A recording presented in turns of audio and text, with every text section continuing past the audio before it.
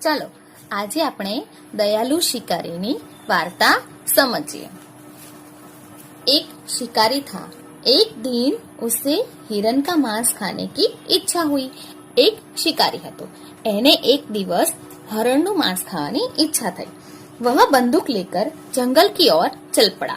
એ બંદૂક લઈ અને જંગલ તરફ નીકળી ગયો। जंगल में शिकारी ने एक मोटी ताजी हिरनी को देखा। जंगल में एक वक्त शिकारीए एक मोटी ताजी हरणी ने जोई। वह दूर से दौड़ती हुई उसकी तरफ आ रही थी। ए दूर थी दौड़ता दौड़ता एनी तरफ ज आवी रही थी। शिकारी एक पेड़ के पीछे छिप गया और हिरनी की ओर निशाना साधा। शिकारी एक झाड़नी पाछळ संताई गयो અને બસ એ હરણી तरफ ज एने निशानो ताक्यो। दौड़ती हुई हिरनी निशाने की सीध में आते ही शिकारी ने गोली छोड़ी। दौड़ती हरणी निशाना की सीध में आवता ज शिकारीए गोली छोड़ी। गोली की आवाज सुनकर जंगल के दूसरे हिरण इधर उधर भागने लगे। गोळीनो अवाज संभळाता आजूबाजूमां जंगलमां रहता जे प्राणीओ हता ने ए अहिया ने त्या भागवा लाग्या। शिकारी हिरनी के पास गया। शिकारी हरणी नी पासे गयो। उसने देखा कि हिरनी ने एक छोटे शावक को जन्म दिया है। एने जोयु के हरणीए हजू हमणां ज एक नाना बच्चा ने जन्म आप्यो हतो। शिकारी की गोली हिरनी की टांग में लगी थी। शिकारी नी गोली हरणीना पगमां लागी हती।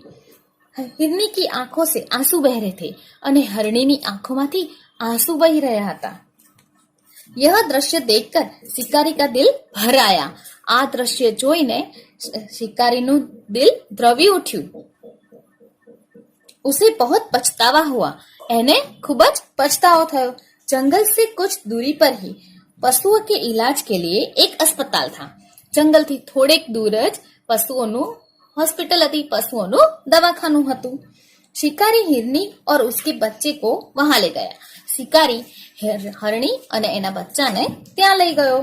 डॉक्टर ने हिरनी की टांग में लगी गोली निकाल दी और घाव पर मरहम लगा दिया। डॉक्टरे आ हरणीना पगमां जे गोली वागी हती ने ए काढी दीधी अने एने जे जख्म थयो हतो ने एनी पर दवा लगावी, पाटो बांध्यो। इलाज से हिरनी को आराम मिला। इलाज थी हरणी ने थोड़ो आराम मळ्यो। शिकारी हिरनी को बच्चे के साथ जंगल में छोड़ाया।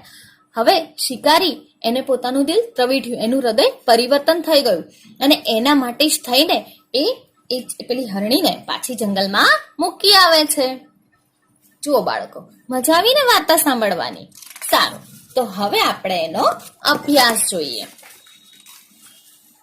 हाँ, अभ्यास में प्रश्न नंबर 1, चित्र का अवलोकन करके प्रश्नों के उत्तर दीजिए। इस चित्र पाठ में किस पशु की बात की है? तो बाळको आ वार्तामां कया पशुनी वात करवामां आवी छे? तो आ वार्तामां हरणीनी वात करी छे। तो आवशे इस चित्र पाठ में हिरनी की बात की गई है। आपने किन किन पशुओं को देखा है? तो तमारी आजूबाजू तमे कया कया पशुओने जोया छे? तमे गाय, भैंस, बकरी, बळद, ऊंट वगैरह जोवो छो ने? तो एने हिंदी में लखवानुं छे। हमने गाय, भैंस, बैल, बकरी, ऊंट आदि पशुओं को देखा है। जंगल में कौन कौन से जानवर देखने को मिलते हैं? जंगल में बाघ, शेर, रीछ, चीता देखने को मिलते हैं। चित्रपाठ के आधार पर शब्दों की सूची बनाइए। चित्रपाठना आधार पर એટલે કે આ વાર્તામાંથી જે શબ્દો મળે ને એ શબ્દો તમારે લખવાના છે। દાખલા તરીકે શિકારી, દયાલુ, પછી આવશે हिरनी वगैरह।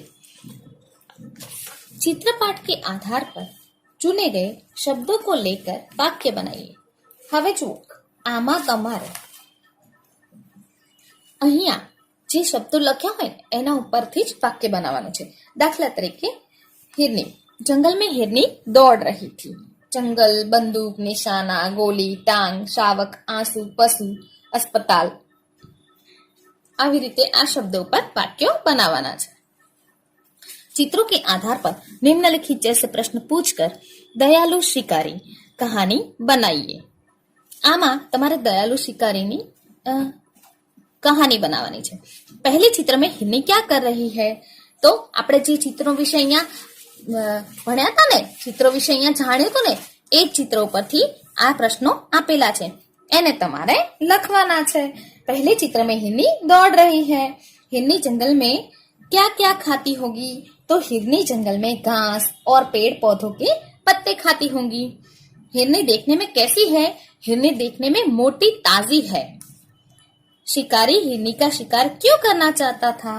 शिकारी हिरनी के मांस के लिए उसका शिकार करना चाहता था। गोली मारने के बाद शिकारी ने क्या किया? गोली मारने के बाद शिकारी हिरनी के पास गया। शिकारी हिरनी को कहाँ ले गया? क्यों? शिकारी हिरनी को अस्पताल ले गया, क्योंकि वह उसका इलाज कराना चाहता था। शिकारी ने हिरनी के साथ कैसा व्यवहार किया? क्यों? शिकारी ने हिरनी के साथ दयापूर्ण व्यवहार किया, क्योंकि उसकी दशा देखकर उसको दुख हुआ था, उसे पछतावा हो रहा था। इसीलिए वर्ण के आधार पर अधिक से अधिक शब्द बनाइए। ख से खरगोश, खत्न, खाली।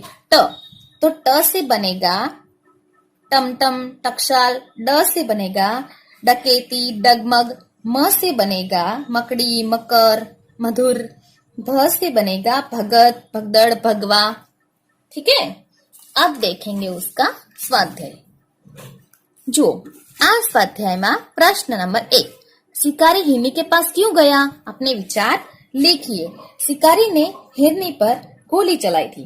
वह यह जानना चाहता था कि उसकी गोली हिरनी को कहाँ लगी और अब वह किस दिशा में है। यह जानने के लिए वह हिरनी के पास गया। प्रश्न नंबर 2, नीचे 2 प्रसिद्ध कहानियां दी गई हैं, उनके नाम लिखकर कहानी लिखिए। चलो મિત્રો, અહીંયા 2 વાર્તાઓના ચિત્રો આપેલા છે। જો અહીંયા પહેલા ચિત્રમાં આપેલા છે, અહીંયા જુઓ શું દેખાય છે? હંસ, અને અહીંયા શું છે? કાચબો। તો અહીંયા હિન્દીમાં આને કહીશું હંસ, અને કાચબાને હિન્દીમાં શું કહેવાય? કછુઆ। હા, તો આ હંસ અને કછુઆની વાર્તા છે, હંસ और कछुए की कहानी। પછી આ ચિત્રમાં તમને શું દેખાય છે? જુઓ અહીંયા હંસ અને કાચબો વાતો કરે છે। અહીંયા જુઓ 2 હંસો લાકડી લઈ અને આ ચિત્રમાં કાચબાને લઈને ઉડે છે અને આ બધા જોઈ રહ્યા છે। અને આ ત્રીજા ચિત્રમાં શું છે? કાચબો આ લાકડી છોડીને ધડામ કરતો નીચે પડે છે, દેખાય છે? ચલો હવે આપણે આ વાર્તા સમજીએ। ચલો હું તમને આ વાર્તા કહું। વાર્તાનું નામ છે બાતુની कछुआ। एक तालाब था, उसमें एक कछुआ रहता था। वह बहुत बातूनी था। वहीं 2 हंस भी रहते थे। वे उसके अच्छे मित्र बन गए थे। एक साल वहां बरसात बहुत कम हुई। तालाब का पानी सूखने लगा। हंसों ने कछुए के साथ दूसरे तालाब पर जाने का निश्चय किया। वे एक लकड़ी ले आए और उसका एक एक सिरा अपनी चोंच से पकड़ लिया। बीच का भाग कछुओं ने अपने मुंह से पकड़ लिया। हंसों ने कछुए से कहा, भाई तुम रास्ते में बोलना मत, बोलोगे तो लकड़ी मुंह से छूट जाएगी और तुम नीचे गिर पड़ोगे। दोनों हंस कछुओं को लेकर उड़ने लगे। रास्ते में एक गांव आया। गांव के लोग इस प्रकार कछुओं को लेकर उड़ते हुए हंसों को देखने के लिए जमा हो गए। लोगों को देखकर कछुए से चुप न रहा गया। उसने बोलने के लिए अपना मुंह खोला। उसी समय लकड़ी उसके मुंह से छूट गई और वह जमीन पर गिर गया और कछुआ मर गया। इसीलिए कहते हैं ना, बहुत बोलना बुरी आदत है।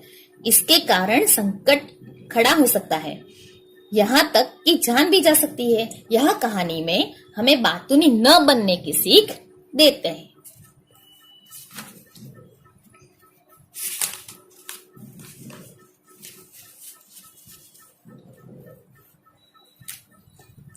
अब देखिए ये दूसरी कहानी। चलिए बताइए, इस चित्र में आपको क्या दिख रहा है? इस चित्र में है, क्या बोला आपने? हाँ, कौवा। हाँ, पहले चित्र में हमें कौवा दिख रहा है। दूसरे चित्र में है कौवा कुंजे में कुछ डाल रहा है, देखिए। और तीसरे चित्र में कौवा उड़ रहा है। हाँ, आपने सही पहचाना, यह बुद्धिमान कौवे की कहानी है। देखिए, आइए मैं आपको एक कहानी सुनाती हूँ। एक कौवा था। एक बार उसे खूब प्यास लगी। उसने इधर उधर पानी की तलाश की, पर उसे कहीं पानी नहीं मिला। आखिर उड़ते उड़ते वह एक झोपड़ी के पास पहुंचा। वहां उसे एक घड़ा दिखाई दिया। घड़े में थोड़ा सा पानी था। पानी बहुत नीचे था। कौवे की चोंच पानी तक नहीं पहुंच सकती थी। पानी ऊपर लाने के लिए कौवे ने एक उपाय सोचा। वह आसपास बहुत से कंकड़ पड़े हुए थे। उसने एक एक कंकड़ घड़े में डालना शुरू किया। कंकड़ों के कारण पानी घड़े के मुंह तक आ गया। कौवे ने घड़े का पानी पीकर अपनी प्यास बुझाई और उड़ गया। देखा आपने बच्चों? हाँ, आपत्ति आने पर हमें धीरज से काम लेना चाहिए और बुद्धि का उपयोग करना चाहिए। इस चित्र पाठ में बुद्धिमानी से काम लेने वाला कौवा हमें यही सीख देता है। जो बाળક આ પહેલી કહાની છે ને, પહેલી વાર્તા, એમાં હંસની વાત કરી છે અને કાચબાની વાત કરી છે કે કાચબો છે ને એને બોલ બોલ કરવાની બહુ જ આદત હોય છે, તો વધારે પડતું બોલવું એ પણ આપણા માટે સારું હોતું નથી. અને બીજી વાર્તા એટલે કે આ બુદ્ધિમાન કાગડાની વાર્તા કે કોઈ પણ પરિસ્થિતિ હોય ને મુશ્કેલની, તો એ પરિસ્થિતિમાં ધીરજથી કામ લેવું જોઈએ. તો આ બંને વાર્તાઓમાંથી આપણને આ શીખ મળે છે. હવે તમારે આ કહાની એટલે કે વાર્તા લેખન કરવાનું છે, બરાબર છે? ચલો, અહીંયા એક ત્રીજી વાર્તા પણ આપી છે. અરે વાહ, તમને તો આજે મજા જ મજા છે વાર્તાઓ સાંભળવાની છે, કેમ? ચલો, આ વાર્તા છે कौवा और लोमड़ी की कहानी बनाकर लिखिए. જુઓ, પહેલા ચિત્રમાં શું આપ્યું છે? આ કાગડો દેખાય છે, એના મોઢામાં કંઈક છે. બીજા ચિત્રમાં શું છે? હા, અહીંયા કાગડો અને શિયાળ બંને દેખાય છે. ત્રીજા ચિત્રમાં જુઓ, કાગડો અને આ શિયાળ છે એની સામે જોઈ રહ્યું છે. ચોથા ચિત્રમાં છે શિયાળ એને કંઈક કહી રહ્યું છે. હવે પાંચમા ચિત્રમાં જુઓ કે કાગડો છે ને એ પૂરી જો એના મોઢામાંથી લઈને પગમાં મૂકી છે. અને છઠ્ઠા ચિત્રમાં જુઓ કે અહીંયાથી શિયાળ એ જતું રહે છે. જોયું? ચલો, હવે હું તમને આ કહાની સંભળાવું હિન્દીમાં. ઓકે, ચાલો આપણે કૌવા અને લોમડીની કહાની समझिए. जो एक बार एक कौवे को रोटी मिली. वह रोटी लेकर उड़ता हुआ एक पेड़ की डाल पर जा बैठा. इतने में एक लोमड़ी पेड़ के नीचे आई. उसकी नजर कौवे की रोटी पर पड़ी. उसके मुंह से पानी आ गया. उसने सोचा, कौवे को मूर्ख बनाकर मैं उससे रोटी ले लूं. लोमड़ी ने कौवे से कहा, कौवा भैया कोई गाना सुनाइए ना. कौवा भैया कोई गाना सुनाइए ना. आपका गाना मुझे बहुत मीठा लगता है. कौवा लोमड़ी की चालाकी समझ गया. उसे लगा कि लोमड़ी रोटी पाने के लिए यह नाटक कर रही है. कौवे ने अपनी चोंच की रोटी अपने पंजे से पकड़ ली और वह जोर जोर से काव काव करने लगा. यह देखकर लोमड़ी आश्चर्यचकित रह गई. अरे, यह कौवा तो समझदार लगता है. ऐसा वह मन ही मन बोली और चलती बनी. फिर कौवे ने मजे से रोटी खा ली.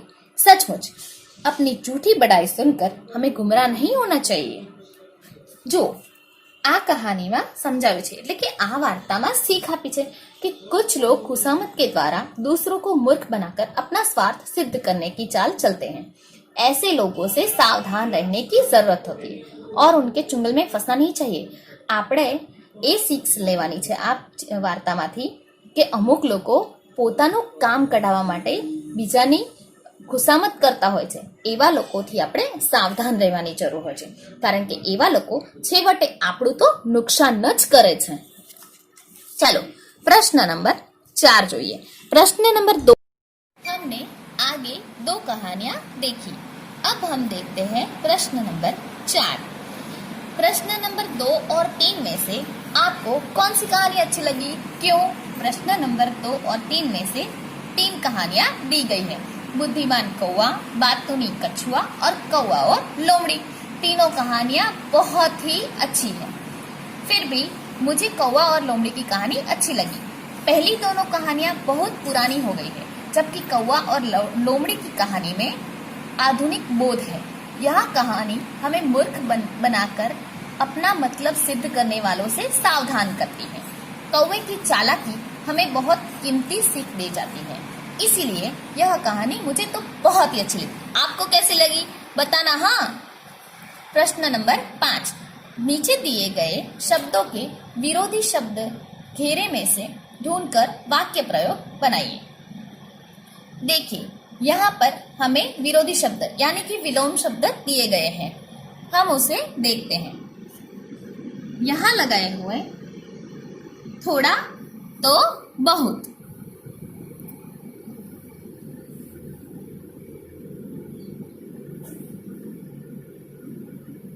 स्वस्थ तो अस्वस्थ, जन्म तो मृत्यु, खुश तो नाखुश, बुराई तो भलाई। अब हम इसके आधार पर इसके वाक्य बनाएंगे। देखिए, यहाँ है थोड़ा तो बहुत, तो थोड़ा का वाक्य हम बनाते हैं, अब थोड़ा आराम कर लो। और बहुत का वाक्य हम बनाते हैं, तुम बहुत थक गए हो। ऐसे ही आपको सारे शब्द के वाक्य लिखने हैं। अब देखिए प्रश्न नंबर 6, उसमें हम देखते हैं नीचे दिए गए वाक्यों में जो संज्ञा है उन्हें रेखांकित कीजिए। अब हम देखेंगे संज्ञा किसे कहते हैं। तो देखिए, आप पढ़ चुके हैं कि किसी भी व्यक्ति, वस्तु या स्थान या उसके भाव को प्रकट करने वाले शब्दों को हम संज्ञा कहते हैं। चलिए हम इस वाक्य में देखते हैं। पूजन की परीक्षा 5 बजे तक चलने वाली थी। इसमें से हम संज्ञा किसे कहेंगे? तो हम कहेंगे पूजन को और परीक्षा। तो पूजन और परीक्षा दोनों ही शब्द है, दोनों ही संज्ञा है। इसमें यहाँ है पूजन और परीक्षा, दोनों ही हमें संज्ञा के रूप में मिलते हैं। अब हम देखते हैं दूसरा वाक्य, सब अंबाजी जा रहे थे। तो इसमें संज्ञा है अंबाजी। तीसरा है गुलाब का फूल मुझे पसंद है। तो गुलाब फूल है, लेकिन स्पेसिफिक वह दिया गया है कि गुलाब का फूल है, तो इसीलिए होगा गुलाब और फूल। अब देखिए चौथा, हिमालय की चढ़ाई बहुत कठिन है थी। हिमालय और चढ़ाई। पांचवा है आज बिल्ली सारा दूध पी गई। तो यहाँ आएगा बिल्ली और दूध, तो हमें यह संज्ञाएं इसमें मिलती है। आप और भी वाक्य पढ़िए और उसमें से संज्ञाएं ढूंढिए।